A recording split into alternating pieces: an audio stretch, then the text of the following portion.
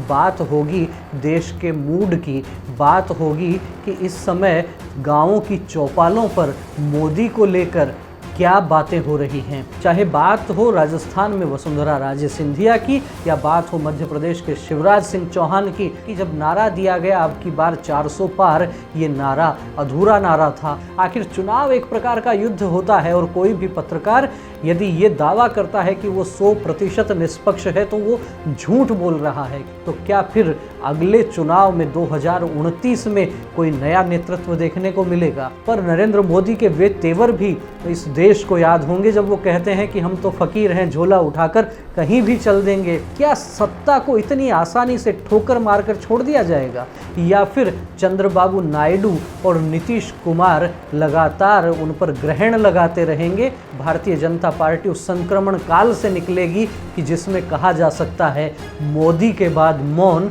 या फिर कौन।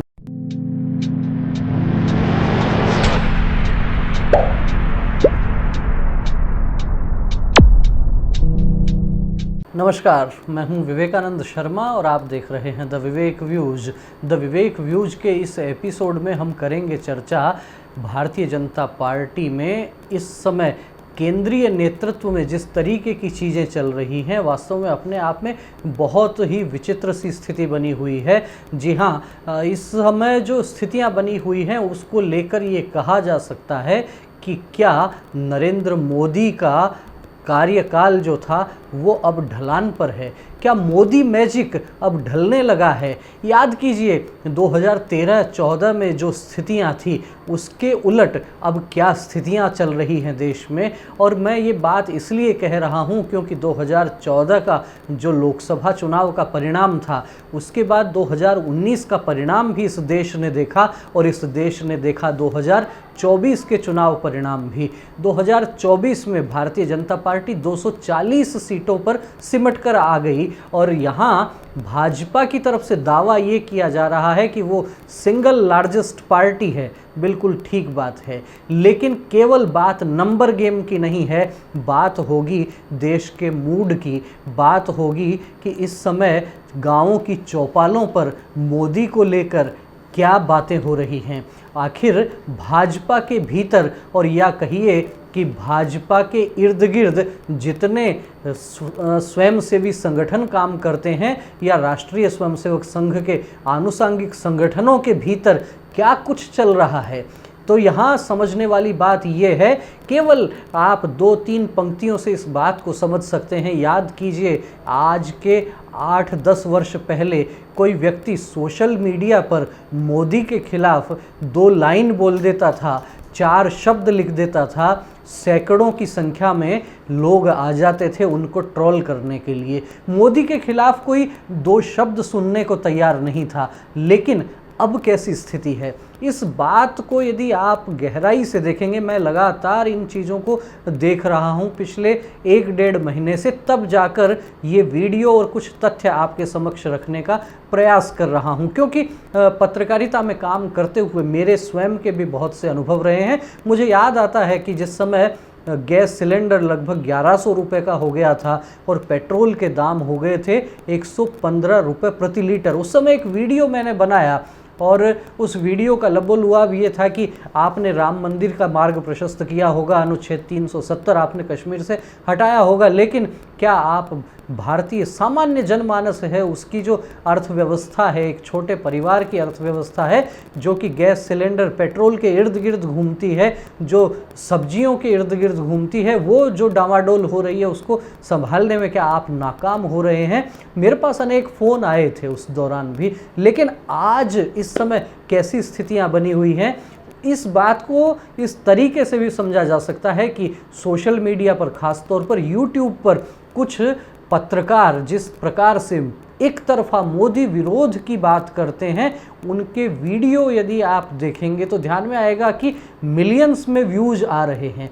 कहाँ से आ रहे हैं, कौन लोग देख रहे हैं, कौन उनको प्रमोट कर रहा है? बहुत से नाम इस प्रकार के आपको मिल जाएंगे जो देश के प्रतिष्ठित समाचार चैनल्स में जो पत्रकार काम कर चुके हैं, और पिछले 10 वर्षों में मैं स्पष्ट रूप से कहना चाहूँगा कि जिनकी नौकरी गई है, ऐसे पत्रकार यूट्यूब पर जब वीडियो बना रहे हैं तो मिलियंस में उनके व्यूज आ रहे हैं, लोग देख रहे हैं। और सामान्य रूप से ये ही अनुभव मुझे भी आ रहा है अपने चैनल के माध्यम से भी, और चूँकि अनेकों गाँवों में जाना होता है, वहाँ से ये बात निकल कर आ रही है कि जो जादू, जो मैजिक मोदी का 2013 से लेके और लगभग 2021 तक बना हुआ था, समय बढ़ने के साथ साथ इस चेहरे के प्रति भी एंटी इनकम्बेंसी का भाव प्रकट होने लगा है। मोदी का जो मैजिक है वो हल्का पड़ने लगा है। उसका कारण क्या लगता है? क्या भाजपा के भीतर की खींचतान इसका एक कारण है?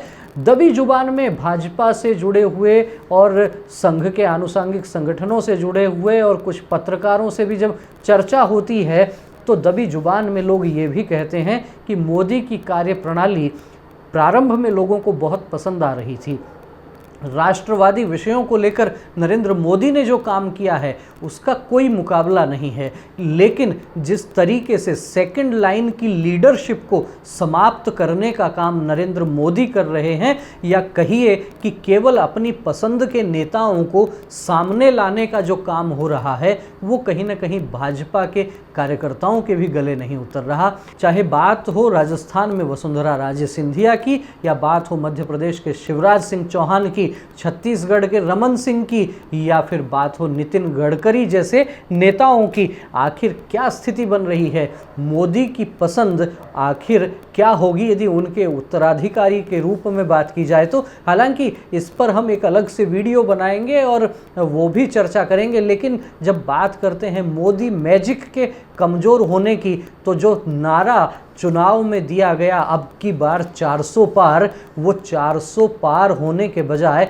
240 पर ठिठक जाना क्या कोई नए संकेत नहीं दे रहा है?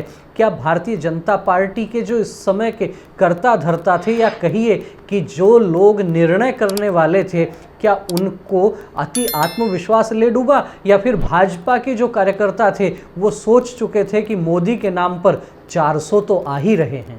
2024 का चुनाव ऐसा चुनाव था जिसमें न भाजपा का कार्यकर्ता घर से बाहर निकला और न ही उनके अन्य सामाजिक संगठनों के कार्यकर्ता बाहर निकले।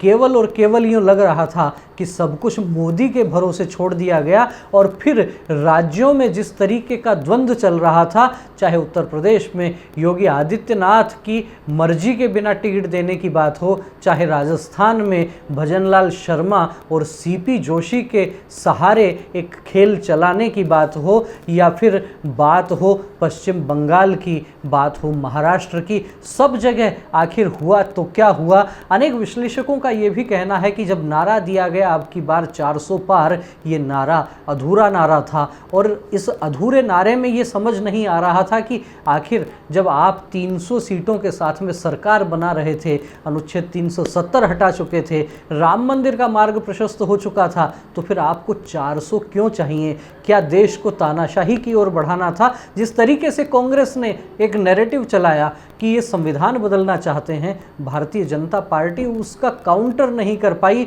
और कहीं न कहीं उसी उधेड़-बुन में रह गए। यहाँ बात देखने की ये भी है कि जो लोग मोदी विरोध के नाम पर पत्रकारिता कर रहे थे, तो क्या भारतीय जनता पार्टी के पक्ष में बोलने वाले पत्रकारों की कमी थी, या फिर उन्हें आश्रय नहीं दिया गया?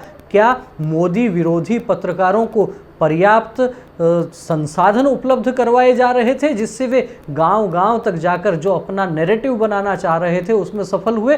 आखिर चुनाव एक प्रकार का युद्ध होता है और कोई भी पत्रकार यदि ये दावा करता है कि वो 100% निष्पक्ष है तो वो झूठ बोल रहा है, क्योंकि पत्रकार भी एक व्यक्ति है और व्यक्ति का थोड़ा सा झुकाव तो कहीं ना कहीं होना लाजमी है। लेकिन बात है मोदी मैजिक की, बात है मोदी के ढलान की, और ये बात उस दौर में कि जब लगातार तीसरी बार प्रधानमंत्री बन चुके हैं नरेंद्र मोदी, तो क्या फिर अगले चुनाव में 2029 में कोई नया नेतृत्व देखने को मिलेगा? यहाँ एक महत्वपूर्ण बात आपके समक्ष ये भी रखना चाहूँगा कि एक प्रकार से भारतीय जनता पार्टी में 75 वर्ष की आयु पर अघोषित संन्यास की सी स्थितियाँ जो बनती दिखती हैं, क्या नरेंद्र मोदी पर भी ये नीति लागू होने वाली है?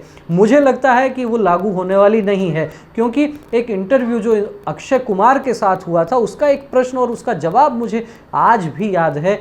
अक्षय कुमार पूछते हैं प्रधानमंत्री नरेंद्र मोदी से कि आपका रिटायरमेंट के बाद का क्या प्लान है, और मोदी कहते हैं मुझे तो देश की सेवा करनी है, मुझे तो इसके अलावा और कुछ आता नहीं है। तो आपको कुछ और आता नहीं है तो फिर आप क्या करने वाले हैं? पर नरेंद्र मोदी के वे तेवर भी इस देश को याद होंगे जब वो कहते हैं कि हम तो फ़कीर हैं, झोला उठाकर कहीं भी चल देंगे। और इस प्रकार की बात एक प्रकार से कह सकते हैं कि जिस व्यक्ति के साथ आध्यात्मिक शक्ति होती है वही कर सकता है। क्या सत्ता को इतनी आसानी से ठोकर मारकर छोड़ दिया जाएगा? याद कीजिए, नानाजी देशमुख का उदाहरण भारतीय जनता पार्टी और जनसंघ के कार्यकर्ताओं के सामने रहा है। क्या मोदी उस राह पर चलेंगे? क्या मोदी का मैजिक जो लगातार गिर रहा है, क्या कुछ ऐसा कोई बड़े निर्णय हो सकते हैं? क्या पीओके वाला कोई बड़ा मामला बन सकता है जिससे फिर से देश में मोदी एक फिर से फायर ब्रांड नेता के रूप में अपनी जो पुरानी उनकी चमक और धमक थी उसके साथ वापस लौट सकते हैं? या फिर चंद्रबाबू नायडू और नीतीश कुमार लगातार उन पर ग्रहण लगाते रहेंगे? एक दबंग राजनेता जो किसी के सामने झुकता नहीं, जिसकी एक बॉडी लैंग्वेज एक आत्मविश्वास का, एक उत्साह का संचार करती है, जिसके चलने से यूँ लगता है कि वास्तव में कोई लीडर है, क्या वो चंद्रबाबू नायडू और नीतीश कुमार के कारण परेशान होंगे? इस बजट में तो थोड़ा बहुत असर दिखा है, लेकिन ये मोदी का ये जो काल है, मोदी का जो तीसरा कार्यकाल है, ये पहले और दूसरे से बहुत भिन्न है, बहुत अलग है। आने वाला समय बताएगा कि आखिर मोदी मैजिक क्या फिर से ऊपर नीचे जो चल रही रेखाएं हैं उससे वापस शिखर की ओर जाएगा, या फिर वो ढलान से फिसलता हुआ नीचे आएगा और फिर से भारतीय जनता पार्टी उस संक्रमण काल से निकलेगी कि जिसमें कहा जा सकता है मोदी के बाद मौन या फिर कौन? अब समय बताएगा। आपका क्या कहना है? मोदी मैजिक क्या सच में ढलान की ओर है, या फिर ये छोटा सा समय ऐसा है कि ये निकल जाएगा और मोदी फिर छा जाएंगे? इस विषय पर आपका क्या कहना है? क्या कहना है आपका इस वीडियो पर? अपने कमेंट आप कमेंट बॉक्स में अवश्य लिखें, अपनी प्रतिक्रियाओं से हमें अवगत करवाएं। वीडियो अच्छा लगा हो तो इसे लाइक करें, अच्छा नहीं लगा हो तो अधिक से अधिक लोगों तक शेयर करें।